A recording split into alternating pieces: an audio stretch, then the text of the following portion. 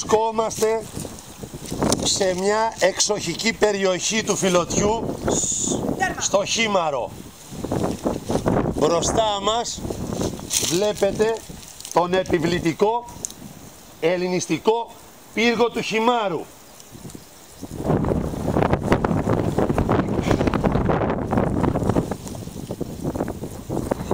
Έχει, όπως βλέπετε, έχει κυλινδρικό σχήμα και η διάμετρος η εξωτερική κάτω στη βάση του είναι γύρω στα 9,20 μέτρα και το ύψος του είναι διπλάσιο, δηλαδή 9 και 9, 18, μπορεί να ήταν γύρω στα 19 μέτρα ύψος, 20. Το καταλάβαμε? Έχει φτιαχτεί, όπως βλέπετε, από μεγάλους μαρμάρινους ογκόλιθους που οι πιο πολλοί έχουν μήκος 2 μέτρα και βάρος πάνω από 1 τόνο μπορεί να ζυγίσουν, δηλαδή πάνω από 1000 κιλά. Το καταπληκτικό στην κατασκευή ποιο είναι? Ότι η άρμωση των δόμων, δηλαδή το μαρμάρο των ογκόλιθων αυτών, είναι τέλεια, σαν να τους έχει χτίσει ο τεχνίτης, οι τεχνίτες δηλαδή οι αρχαίοι, με αμμοκονίαμα, δηλαδή με λάσπη, και δεν περνάει, που λέμε, ούτε καρφίτσα μέσα. Όμως δεν έχει χρησιμοποιηθεί καθόλου αμμοκονίαμα. Η άρμωση δηλαδή ανάμεσα στους ογκόλιθους, όπως βλέπετε, είναι καταπληκτική.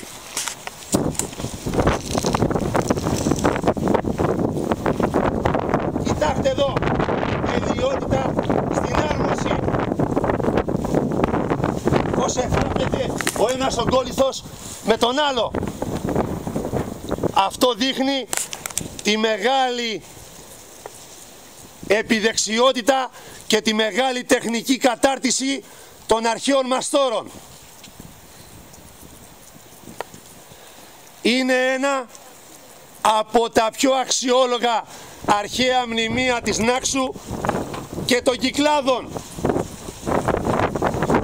Πρέπει να χτίστηκε το 4ο αιώνα π.Χ., στα τέλη του 4ου αιώνα π.Χ., δηλαδή λίγο μετά το θάνατο του Μεγάλου Αλεξάνδρου, όταν εδώ στο Αιγαίο κουμάντο έκαναν οι διάδοχοι στρατηγοί του.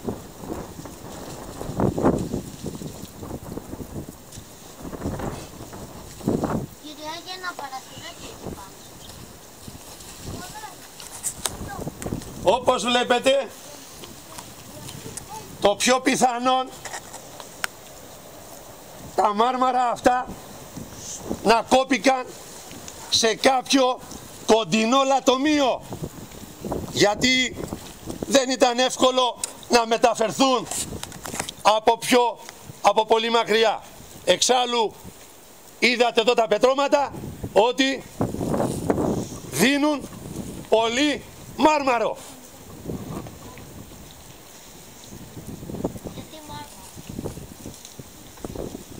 Τώρα, προς την νότια πλευρά, από εδώ είναι ο νότος, από εκεί είπαμε μπροστά μας είναι ο βορειάς, η Ανατολή είναι δεξιά μας και η Δύση αριστερά μας. Προς τον Οθιά λοιπόν βλέπετε να υπάρχει η μία και μοναδική είσοδος του πύργου, η μοναδική πύλη, η οποία σχεδόν είναι 2 μέτρα, μικρή δηλαδή. Δεν μπορούσε να είναι μεγαλύτερη βέβαια, γιατί καταλαβαίνετε θα ήταν για τον εχθρό πλεονέκτημα ή να τη ρίξει, να την κρεμίσει και να μπει μέσα. Πάνω τώρα από την πόρτα, πάλι προς το νότιο μέρος, είναι η σκαλωσιά, δεν το βλέπετε, υπάρχει ένα μικρό παραθυράκι, το οποίο και αυτό βλέπετε κοιτάζει προς τον Οθιά. και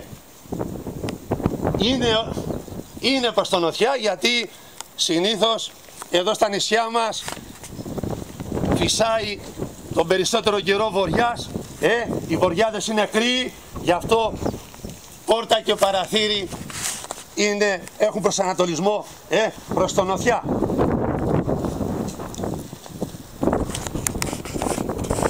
Υπάρχουν όμως και 3 ακόμα μικρά παραθυράκια στενά. Δείτε τα. 1, 2, 3 ακόμη, τα οποία είναι πολύ στενά. Αυτά πάλι τα είχαν για να κατατοπεύουν το τοπίο, δηλαδή να παρατηρούν το τοπίο, και ήταν και σαν είδος πολεμίστρας όταν οι εχθροί, οι πειρατές έφταναν κοντά. Υπήρχαν πειρατές και από εκείνη την εποχή. Πρέπει να ξέρουμε ότι ο πύργος πρέπει να ήταν τετραόροφος, να είχε 4 πατώματα. Και μάλιστα στο ύψος κάθε πατώματος υπήρχε μια υδροροή, όπως έχουμε εμείς τα λούκια, τις άφοκλες στα σπίτια μας, και κατεβάζουν το νερό μαζεύουν το νερό από την ταράτσα και το κατεβάζουν στην αυλή ή στον δρόμο. Έτσι αυτά είχε και ο πύργος. Πρέπει να είχαν σχέση αυτές οι υδροροές με την αποχέτευση του οικοδομήματος. Τώρα, κάποιες πέτρες έχουν κάτι κεφαλαία γράμματα επάνω, δηλαδή είναι χαραγμένα σε αυτές κάποια κεφαλαία γράμματα. Αυτά φαίνεται πάλι πως τα χάραζαν οι τεχνίτες σε πέτρες, σε ογκόλιθους τέτοιους μαρμάρινους που θέλανε, φαίνεται, να σηκώσουν ψηλά. Καταλάβαμε.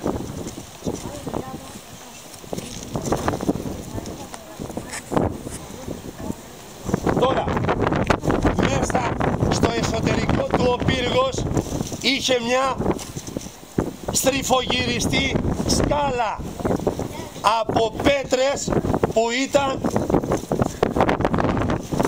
πιασμένες μέσα στους ογκόλιθους.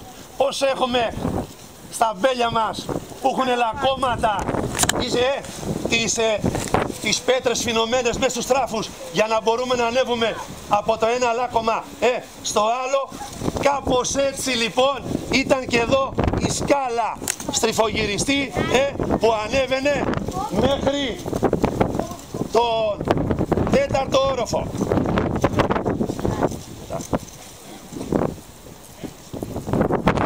Μάλιστα στο εσωτερικό φαίνονται κάτι μεγάλες τρύπες που πρέπει να ήταν τα δοκάρια τα οποία ξεχώριζαν τον ένα όροφο από τον άλλο. Δεν μπορούμε να μπούμε μέσα, βλέπετε, γιατί είναι επικίνδυνα. Είναι, είπαμε, υπό αναστήλωση ο πύργος και υπάρχουν σχαλουσίες. Θα τα πούμε αυτά.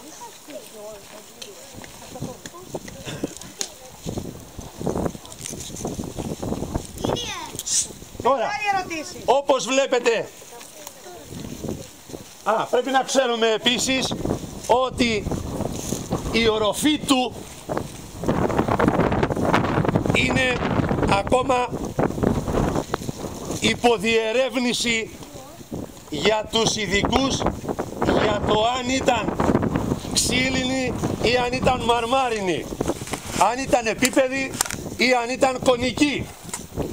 Βέβαια η λογική λέει ότι εάν ήταν ξύλινη η οροφή, σε μια πολιορκία φερρυπίν θα ήταν εύκολη στο να αρπάξει η φωτιά και να καταστραφεί. Το πιο πιθανό λοιπόν ήταν ήταν μάλλον μαρμάρινη. Πρέπει να ήταν μαρμάρινη. Βέβαια πρέπει να ξέρουμε ότι και στους άλλους πύργους παρόμοιους που έχουν βρεθεί δεν είχαν οροφή. Δεν είχαν ούτε εκείνη οροφή.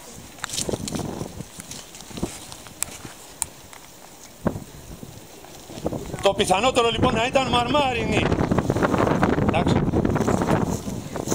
Τώρα, όπως βλέπετε, γύρω από τον πύργο υπάρχουν, βλέπετε εδώ, υπάρχουν ερείπια, αποκτήσματα.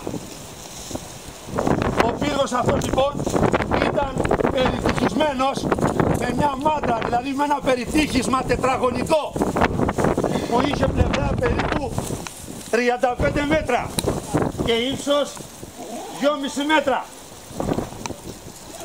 Και όπως βλέπετε μέσα υπήρχαν ένα σωρό χτίσματα.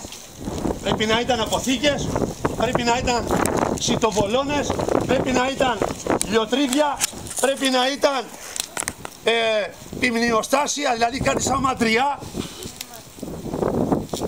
όπως λένε οι μελετητές.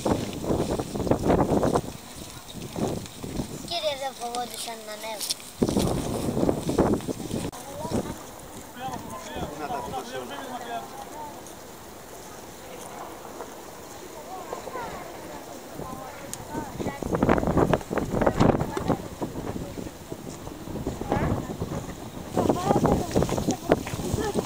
Οι ειδικοί λένε ότι ο κυκλικός, ο κυλιδρικός πύργος, όσο και αν φαίνεται παράξενο, όταν οι τεχνίτες είναι έμπειροι και έχουν την τεχνική κατάρτιση, χτίζεται πιο γρήγορα από ότι ένας τετραγωνικός ή ένας ορθογώνιος. Ο τετραγωνικός πύργος βέβαια και ο ορθογώνιος παίρνει περισσότερους ανθρώπους μέσα.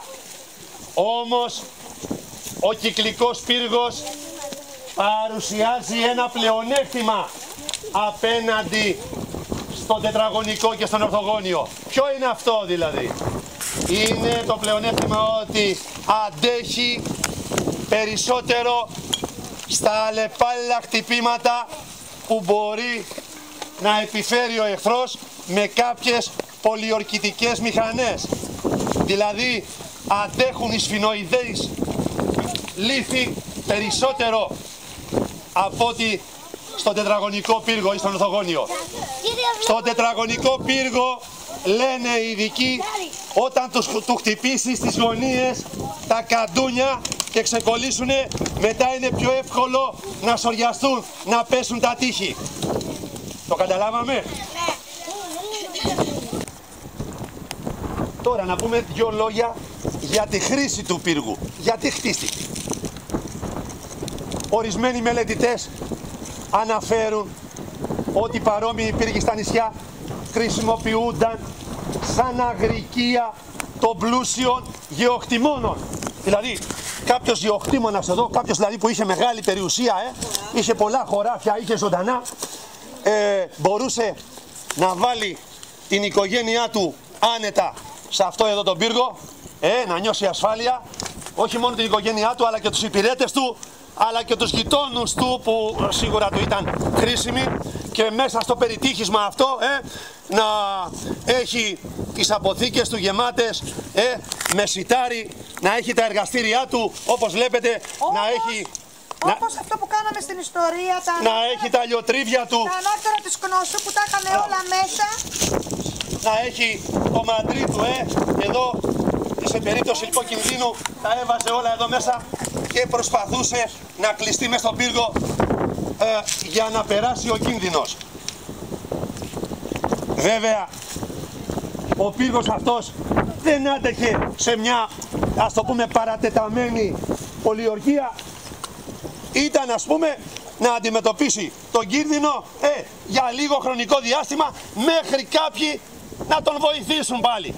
Να έρθουν ενισχύσεις, ας το πούμε, το καταλάβαμε. Ή συνήθως οι πειρατές όταν χτυπούσαν στο εσωτερικό κάποιου νησιού, όπως είδαμε στην καταστροφή των Αριών, δεν καθόντουσαν και πολύ, γιατί φοβότανε. Είχαν αφήσει αρόδου τα καΐκια τους, τα καράβια τους, και έπρεπε να φύγουν, να χτυπήσουν, να αρπάξουν και να φύγουν. Εξάλλου χτύπαγαν μέρη που ήταν συσσωρευμένοι, ήταν συγκεντρωμένοι άνθρωποι, δηλαδή χωριά και οικισμούς, γιατί εκεί υπήρχε πλούτος από τους ανθρώπους. Εδώ δεν είχαμε κάποιους σημαντικούς οικισμούς για να έρθουν να τους κλέψουνε. Υπήρχαν δύο οικισμοί λίγο παραπέρα, αλλά είναι της Αριοβέσας λένε και του Βαρδάκη, αλλά δεν ήταν τόσο σημαντικοί. Άλλοι μελετητές πάλι λένε ότι παρόμοιοι πύργοι σαν τον πύργο του Χιμάρου ήταν μια φρικτορία. Δηλαδή εδώ ζούσε μια φρουρά από 20-30 στρατιώτες, φρουρούς, αγγελιαφόρους, οι οποίοι τι κάνανε? Ανάβανε φωτιές ίσως και στην κορφή του πύργου που είναι ψηλά, γι' αυτό λέμε ότι δεν μπορεί να ήταν ξύλινη η πάνω οροφή, γιατί για να φαίνεται και η φωτιά καλύτερα θα έπρεπε να είναι σε ψηλό σημείο, αλλά μπορούσαν να την ανάψουν και κάπου εδώ, μέσα από το περιτύχισμα, για να δώσουν μήνυμα με τον καπνό, είπαμε, με τη φωτιά ή με κάποιο άλλο προσυφωνημένο τρόπο, να δώσουν μήνυμα στους άλλους πύργους που ήταν πιο κάτω, μερικά χιλιόμετρα παρακάτω στην Άξο, αλλά και στα γύρω νησιά. Γιατί δεν είναι ο μοναδικός πύργος στην Ελλάδα ο πύργος του Χιμάρου, υπήρχαν τέτοιοι πάρα πολλοί στα περισσότερα νησιά. Το καταλάβαμε. Αλλά αυτός εδώ, οι περισσότεροι όμως πύργοι που ήταν, είπαμε, κοντά στα παράλια, επειδή ήταν εκτεθειμένοι σε πολιορκίες από τους πειρατές ή από άλλους εχθρούς που ερχόταν με τα καράβια, ισοπεδωθήκανε. Δεχόντουσαν τακτικές επιθέσεις. Όποτε κάποια στιγμή λοιπόν ισοπεδωθήκανε. Αλλά και όταν ισοπεδώνονται, οι άνθρωποι που είναι εκεί κοντά, που θέλουν να χτίσουν, να φτιάξουν κάποιο χτίσμα, τι κάνουν? Παίρνουν τις έτοιμες πέτρες, τους έτοιμους ογκόλιθους που είναι φτιαγμένοι από το μάστορα και αρχίζουν και χτίζουν τα δικά τους χτίσματα. Το ίδιο, γι' αυτό λοιπόν οι περισσότεροι παραλιακοί πύργοι, όπως είναι στο Πυργάκι, γιατί λέγεται Πυργάκι το τοπονύμιο? Γιατί εκεί υπήρχε ένας κυκλικός πύργος, λίγο μικρότερος από το πύργο του Χιμάρου, ο οποίος βέβαια έχει ισοπεδωθεί. Υπήρχε πύργος στο Καστράκι, πιο δυτικά δηλαδή. Εκεί 2-3 πύργοι τέτοιοι. Στη Βίγλα άλλος κυκλικός πύργος, ο οποίος και αυτός έχει ισοπεδωθεί. Εδώ στο Καλυμποτό, μια περιοχή στα νότια δυτικά, υπήρχε πύργος παρόμοιος. Άρα λοιπόν έρνανε το μήνυμα του πύργου του Χιμάρου οι άλλοι πύργοι και κάνανε το ίδιο και το μεταδίδανε από πύργο σε πύργο, από νησί σε νησί. Μπορούσε να μεταφερθεί πολύ πολύ μακριά το μήνυμα. Το καταλάβαμε? Πρέπει να ξέρετε ότι η Νάξος έχει πάνω από 50-60 κάστρα, φυγλόκαστρα. Γιατί είπαμε εδώ υπήρχε ζωή εδώ και 5.000 χρόνια. Όμως και στα άλλα νησιά, όπως είπαμε, όπως στη Σύφνο Φερρυπίν, έχουν βρει 40 πύργους. Ένα νησάκι που είναι εδώ δυτικά της Νάξου, πίσω από την Πάρο. Στη Σχοινούσα που τα είδαμε τα νησάκια αυτά κατεβαίνοντας από ψηλά με το λεωφορείο. Στη Σχοινούσα, στην Ηρακλιά, στην Γκαία, στη Σαντορίνη, στην Τίνο, στη Μύκονο, στη Σαλαμίνα, στην Αττική, στην Εύβοια, αφού ο Αισχύλος αναφέρει με πολύ όμορφο τρόπο πώς μεταδόθηκε το μήνυμα όταν καταστράφηκε η Τρία από τους Έλληνες, πώς μεταδόθηκε από πύργο σε πύργο, από φρικτορία σε φρικτορία, από νησί σε νησί, πώς μεταδόθηκε το μήνυμα αυτό σε 24 ώρες σχεδόν σε όλη την Ελλάδα. Έτσι λέει ο Αισχύλος. Και δεν είναι παραμύθι, είναι πέρα για πέρα αληθινό. Άρα υπήρχε ανταπόκριση που λέμε, σύνδεση μηνυμάτων, προώθησης μηνυμάτων ανάμεσα στους πύργους Βλέπετε δίπλα στον πύργο δύο εκκλησάκια βυζαντινά. Αυτά βέβαια χτίστηκαν 1000 χρόνια μετά περίπου από τον πύργο. Το ένα είναι η Ζωοδόχος πηγή, γιορτάζει δηλαδή την πρώτη Παρασκευή μετά το Πάσχα. Το άλλο είναι ανώνυμο, δεν ξέρουμε ακόμη για ποιο Άγιο είχε χτιστεί, ήταν αφιερωμένο. Όπως βλέπετε κάνει εντύπωση η οροφή τους που είναι πλαισιωμένη, σκεπασμένη με πλάκες, εδώ ντόπιες πλάκες, σχιστόλιθοι, έτσι λέγονται αυτές οι πλάκες. Με σχιστόλιθους λοιπόν, σαν κεραμίδια, κεραμιδωτά, έχουν σκεπάσει τις εκκλησίτσες. Έτσι ήταν οι περισσότερες βυζαντινές εκκλησίες. Με αυτή την τεχνική που είναι πολύ όμορφη λοιπόν, στέγαζαν τα εκκλησάκια, ιδιαίτερα τα μικρά. Και τι εκκλησάκι είναι αυτό, το όνομά του κύριε Μιχάλη? Είπαμε το ένα λέγεται Ζωοδόχος πηγή, το άλλο είναι ανώνυμο, ακόμη δεν ξέρουν σε ποιον Άγιο ήταν αφιερωμένο. Και το άλλο έχει το εξής χαρακτηριστικό, ότι η πόρτα του δεν είναι απέναντι από το ιερό, δηλαδή προς τη δύση, είναι προς τον νοτιά, εκεί που είναι ο κύριος Στέφανος. Η πόρτα του είναι προς τον νότο. Ναι, είναι λίγο περίεργο. Τούτα είναι έτοιμα για να τα φτιάξουν, ναι. να τοποθετήσουν. Πολλοί ογκόληθοι ήταν έτοιμοι να τοποθετηθούν, αλλά δυστυχώς, είπαμε για λίγες δεκάδες χιλιάδες ευρώ, μείνανε πίσω αυτά.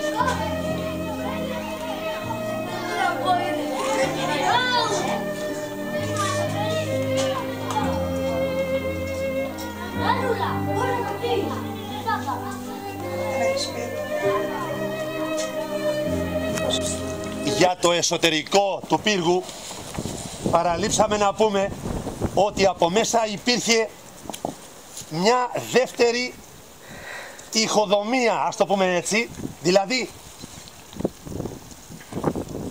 μια δεύτερη, ας το πούμε, επένδυση, πάλι με μικρότερους ογκόληθους, η οποία αυτή η τοιχοδομία, ας το πούμε, ενωνότανε σε πολύ λίγα σημεία με την έξω τοιχοδομία του πύργου που βλέπουμε. Φαίνεται ότι είχε σχέση αυτή η κατασκευή με τη σταθερότητα του πύργου. Και αυτή που έπαθε τη μεγαλύτερη ζημιά ήταν αυτή η εσωτερική τοιχοποιία μέσα που κατέρευσε. Μετά οπωσδήποτε, αφού έχουν περάσει περίπου 2.300 χρόνια από τότε που χτίστηκε ο πύργος, είναι φυσικό από τις σεισμικές δονήσεις που γίνονται κατά καιρούς, από τους δυνατούς ανέμους, από τα ακραία καιρικά φαινόμενα να έχει πάθει λίγο ζημιά η στατικότητα που λέμε από τους κεραυνούς, πρέπει να ξέρουμε, έχει πάθει κάποια ζημιά η στατικότητα του πύργου και γι' αυτό βλέπουμε ότι και από την εξωτερική τοιχοδομία έχουν πέσει ογκόληθοι από την πάνω μεριά και έχει κοντίνει, ας το πούμε, ο πύργος 2-3 μέτρα από ό,τι ήταν. Το καταλάβαμε. Μάλιστα, ένας Γερμανός αρχιτέκτονας πέρασε το 1970 από εδώ και πέρασε και το 1971. Είχε βγάλει λοιπόν φωτογραφίες και είδε κάποια διαφορά στον πύργο. Είδε ότι είχαν πέσει στο διάστημα ενός χρόνου, είχαν πέσει αρκετοί ογκόληθοι μαρμάρινοι από ψηλά. Και ευαισθητοποιήθηκε. Ποιος? Ο Γερμανός. Λες και δεν υπήρχαν Έλληνες. Ευαισθητοποιήθηκε και πήγε στην αρχαιολογία την ελληνική και πίεσε για να βάλουν ένα αλεξικέραυνο να μην κινδυνεύει τουλάχιστον από τους κεραυνούς ο πύργος.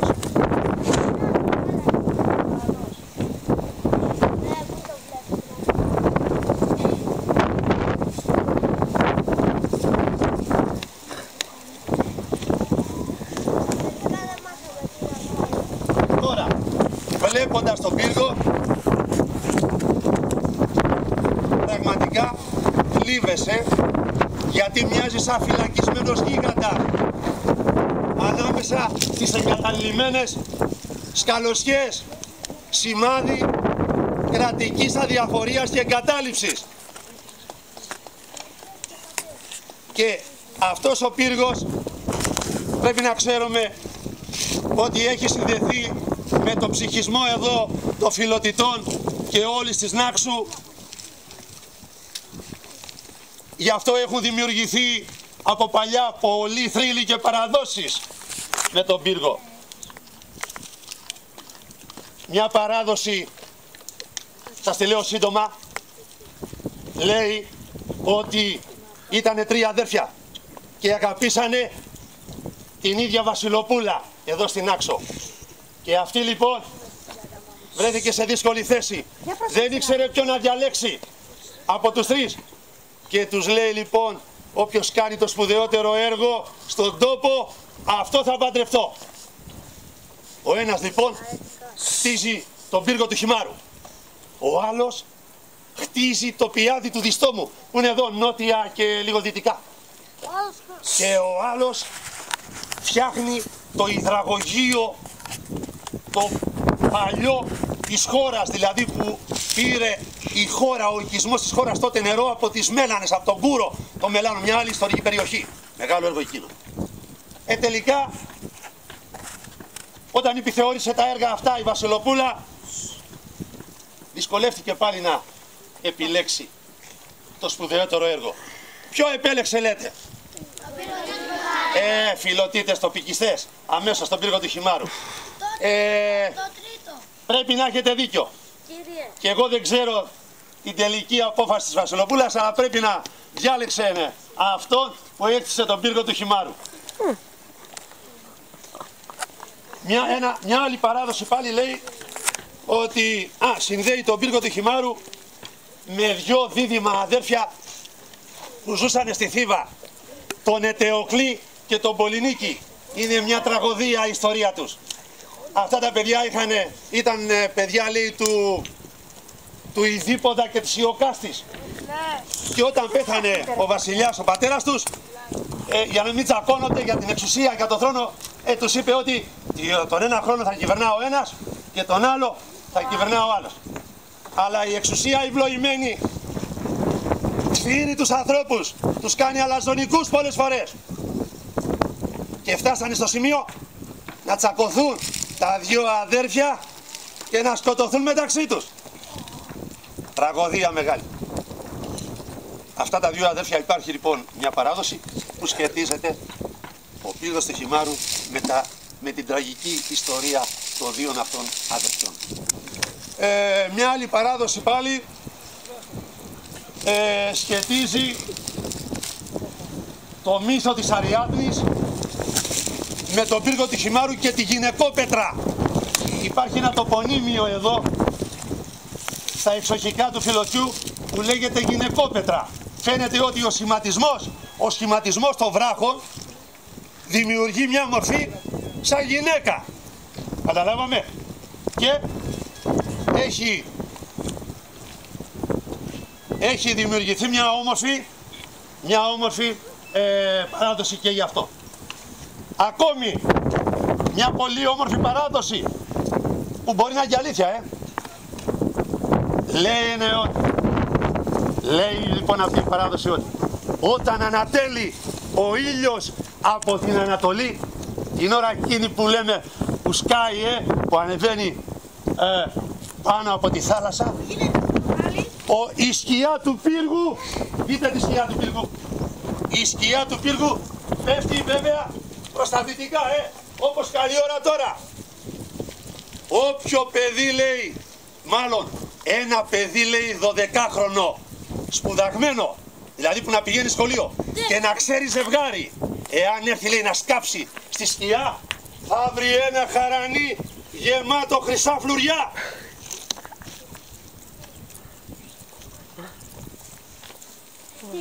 Και υπάρχει ο λαϊκός ποιητής, μάλιστα μεταξύ των πολλών έτσι κοτσαγιών, ας το πούμε έτσι, που έχει πει, επειδή κάποιος ένιωθε ότι είναι σκληρός, ότι είναι δυνατός, δηλαδή μετά από μια συναισθηματική, ας το πούμε, φόρτιση, είδε ότι λύγησε.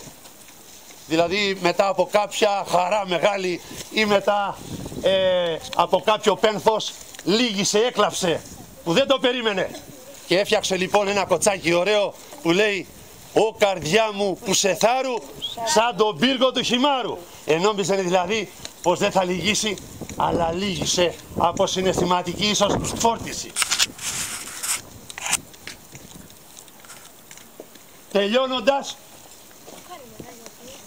πρέπει να ξέρουμε ότι η τοπική ιστορία του τόπου μας κληροδότησε αυτό το αξιοθαύμαστο και θαυμάσιο μνημείο. Πρέπει λοιπόν οι κρατικοί φορείς, οι αρμόδιοι, να δείξουν υπευθυνότητα απέναντι στις ιστορικές και ηθικές τους ευθύνες και να αρχίσει πάλι η αναστήλωση του πύργου που έχει σταματήσει εδώ και μερικά χρόνια για λίγες χιλιάδες, δεκάδες ευρώ.